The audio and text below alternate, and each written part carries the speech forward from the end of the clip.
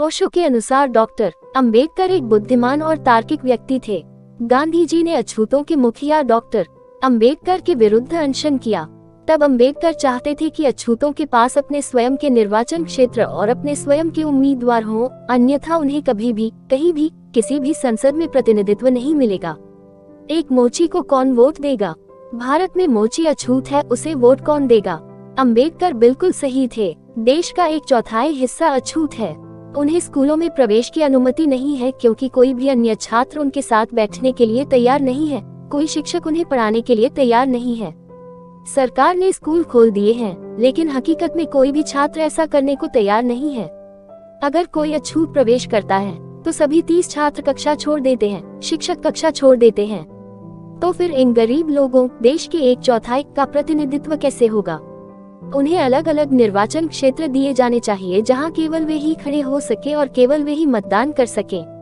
अंबेडकर पूरी तरह तार्किक और पूरी तरह इंसान थे, लेकिन गांधी यह कहते हुए अनशन पर बैठ गए, वह हिंदू के भीतर विभाजन पैदा करने की कोशिश कर रहे हैं।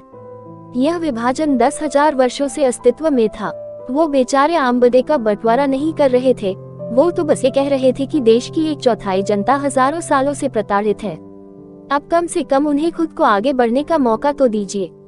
कम से कम उन्हें संसद में, विधानसभाओं में अपनी समस्या तो कहने दीजिए। लेकिन गांधी ने कहा, जब तक मैं जीवित हूँ, मैं इसकी इजाजत नहीं दूंगा।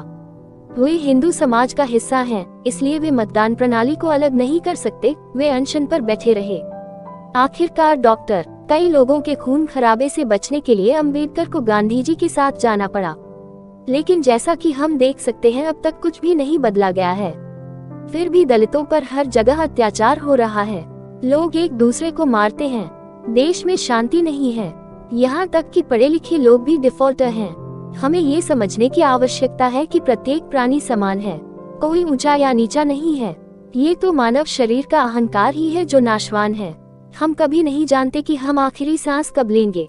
इस दयनीय समस्या का समाधान केवल सद्गुरु रामपाल जी महाराज के आध्यात्मिक ज्ञान से ही हो सकता है। जब परमात्मा ने किसी जीव में फर्क नहीं किया तो हम क्यों करें? अस्पृश्यता का आचरण निषिद्ध है। हम सभी एक ही ईश्वर की संतान हैं। जब भगवान ने विभिन्न जाति और पंथ के पुरुषों और महिलाओं के बीच भेदभाव नहीं किया है, तो हम क्यों करें?